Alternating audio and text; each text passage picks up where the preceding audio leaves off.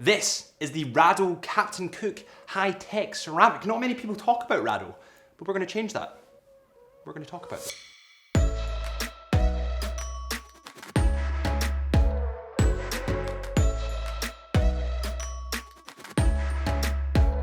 Rado has always been known as the master of materials in the watch industry, and there's a couple of different reasons for this, but the most prevalent is that they work with really difficult materials.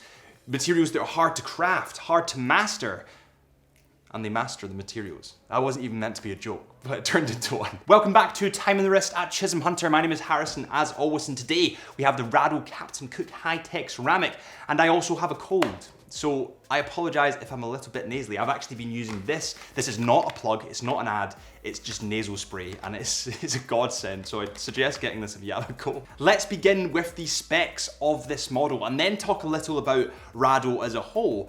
As a brand, I feel like they maybe don't get talked about enough.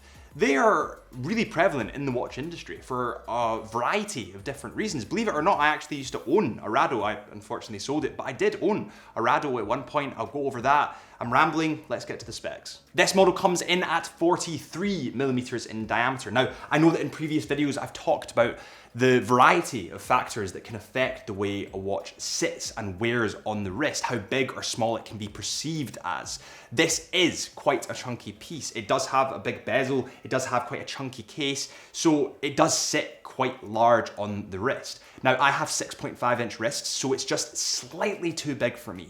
When I had my Rado, I actually went for one of the true thin lines. To me, they're one of the sexiest models in Rado's collection. This is a nice piece, but I do like the true thin line.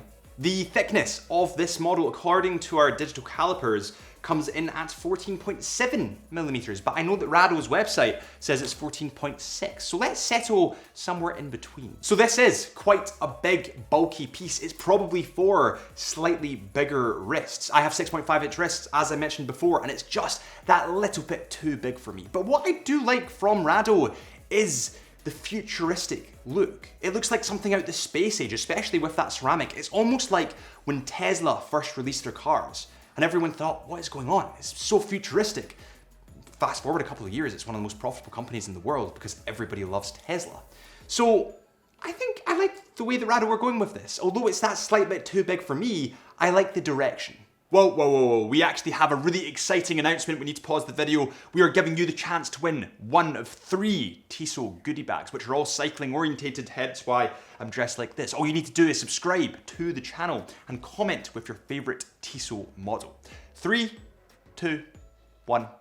Go. The case and also the bracelet are made from plasmid high-tech ceramic, which is a beautiful material. It's highly scratch resistant, is obviously in this beautiful sort of grey-black color. It also has hyperallergenic properties, which basically means that people with allergies, especially to metals, which happens quite a lot, don't get an allergic reaction to this. So there's lots of benefits to having this high-tech ceramic, not to mention the fact that it looks pretty sexy. The bracelet on this model doesn't really taper, it kind of just goes straight down, and it's actually a little bit thinner than I was expecting for a watch of this size and this bulk. It's not a bad thing, it's just different. It kind of caught me by surprise. The central link down the middle here is obviously polished, and obviously at both sides it has a matte link, so it's a nice touch. I'm used to seeing this in steel, so it's nice to see the change in seeing it in ceramic.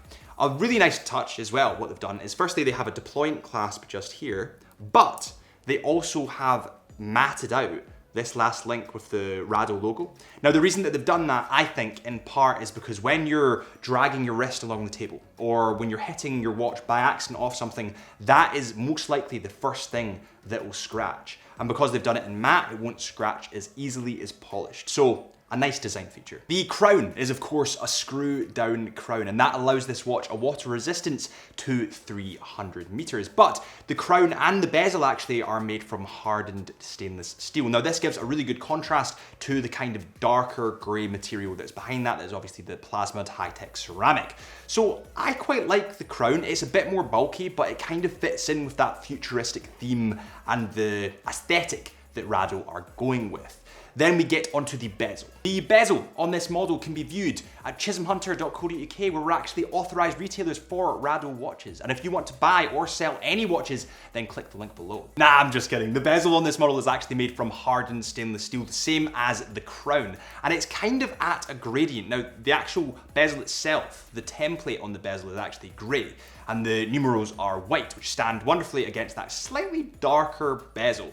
But if you look at it closely, you can actually see that it's a gradient. So it's actually going down at a slope, and then when you hit the bottom, the domed sapphire crystal glass starts. Now this gives it a kind of 3D effect, where the glass seems to be coming up over the bezel.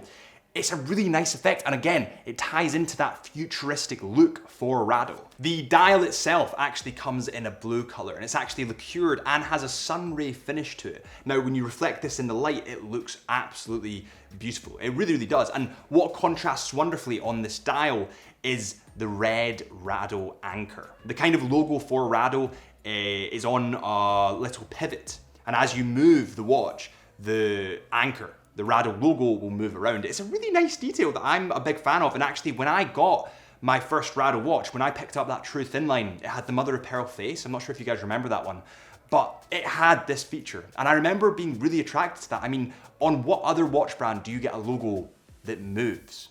Pretty cool. The hands and the indices are made from highly polished silver, and it looks wonderful in the light when you're reflecting it just like this. Then you get deeper into that dial, and it actually has super luminova on all the hands and the indices. We will show you that in a second once we cover the date window.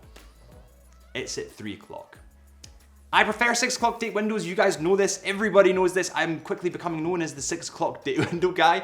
But what I do like, looking on the bright side, is the fact that they've used colored numerals for the date. The numerals are actually in red for the date window.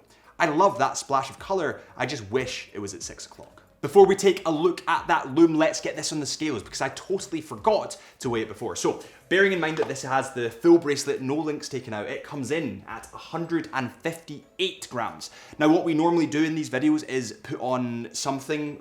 Before it was eggs, but it's a long story. You can watch the previous video if you want to see that, but we'll put on my Omega at the moment, just so you have a comparison. They're not comparable. This is in a NATO strap, but a lot of the watches we review are very, very new, so they might not have hit the shelves yet. So it just gives you a little bit of a comparison. So my Omega Seamaster 300 meters, which I have on the wrist today, comes in at 104 grams. Bearing in mind this is with the NATO strap and not the bracelet, so there's about a 40 to 50 gram difference there, which is fine, which is kind of what I expected from this watch, bearing in mind it's in ceramic, which is actually a little bit lighter than, for example, stainless steel.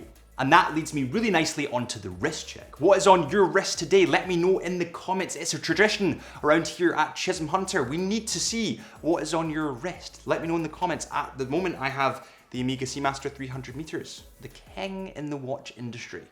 Look at his proportions. Beautiful. As you can see in this shot, the lume comes in a beautiful blue color. And actually you have that dot, that splash of lume on the bezel, making this a fully functional dive piece. The movement in this model is the Rado Caliber R763. It's a fully automatic movement with 25 joules, red printed date window at 3 o'clock, and an 80-hour power reserve. It has an anti-magnetic Vacheron TM hairspring and exceeds the standard test requirements from 3 to 5 positions for higher accuracy. All of this comes in for £3,255, and let's dive into that a little bit deeper.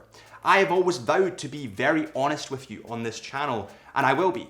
I do prefer the true thin line, and it's just my personal preference. I have slightly skinnier wrists. It's not saying in any way, shape, or means that this is a bad watch. It's just too thick for me. It's just that little bit too big for me. But what I love to see from Rado is that they're innovating, is that they're doing something different, is that they're sort of going their own way, so to speak. When you look at other brands as a whole, you can always see similarities taken from brands, and you can see similarities in loads of watches. But when you look at this, you see a Rado, and the similarities come from Rado and Rado alone. And I like that.